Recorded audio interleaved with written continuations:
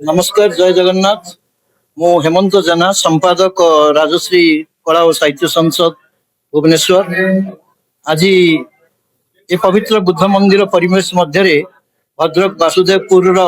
अग्रणी साहित्य प्रतिष्ठान माटीर बास्नार तृतीय वार्षिक सांबत्सरिक उत्सव इत्य अवसर में अनुष्ठान तरफ कवि पूजन उत्सव, कविता पाठोत्सव, संबर्धना पर्व एवं विभिन्न सांस्कृतिक कार्यक्रम आज ये परिसर मध्य समाहित होता। समग्र राज्यर विभिन्न जिलूर सारस्वत साधक माने, कवि, कथाकार, प्राबंधिक, समाजसेवी एमान समस्त उपस्थित होते। अनुष्ठान ये कार्यक्रम सामिल होता सारस्वत साधक माने ओडिशा बाणी भंडार जड़े जड़े समृद्ध संपत्ति आज बहुत सुंदर भाव ये कार्यक्रम सकाळू आरंभ हो शेष श्री प्रशांत सरदार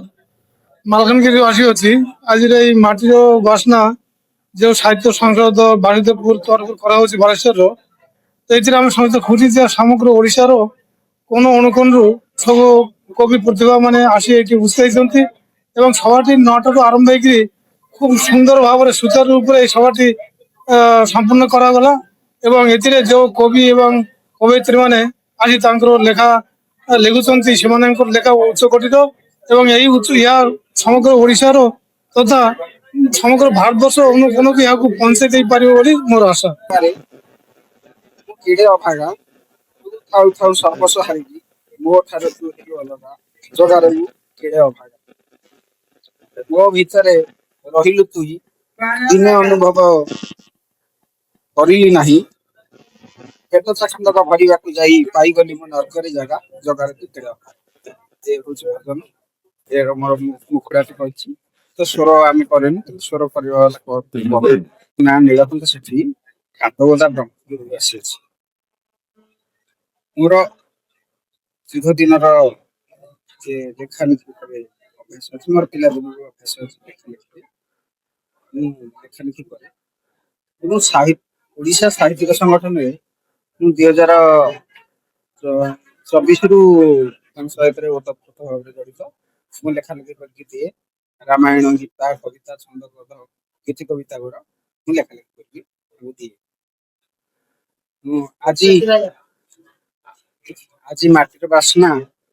मत डाक बहुत धन्यवाद माटीर बासना मत डाक आज मत साहित्य रथी मत उत्साहित कर बहुत आनंद सहित ग्रहण कर अनेक जगार सम्मानित होती ओडिशा साहित्यिक संगठन तरफ भक्त मनी सेवा प्रतिष्ठान तरफ साई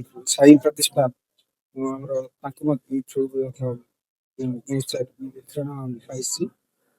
अनेक जगार साहित्यिक साहित्य कथा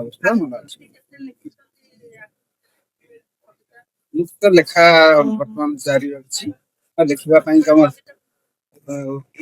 उत्साह उत्साह माने बर्तमान गोटे भजन टे लिखी से भजन पर मोर सेड़ा पक्ष जगार मुझे अभागा जहा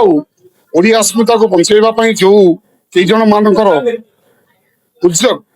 एवं प्रयास से माटीर बासना साहित्य संसद अन्यतम साहित्य को बचाइबा जो प्रयास जो चेष्टा निश्चित धन्यवाद पात्र धन्यवाद देवी समस्त समग्र ओडिशार कोण अनुकोण गोटे सूत्र बंधा हो समस्त गोटे संपर्कर डोरी बांधि सरस्वती भवन की धन्यवाद देवी एवं राखल सर को धन्यवाद देवी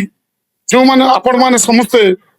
ओडिया भाषा साहित्य को बचाइबा आपंकर प्रयास चेष्टा ओडिया अस्मिता को बचाइबा जो प्रयास से समस्त को धन्यवाद देवे यही प्रकार जदि कराए निश्चित आम ओडिया साहित्य भविष्य में उन्नतिर चरम सीमार पहुंचे विश्व साहित्य दरबार में परिचित लाभ कर। जय जगन्नाथ।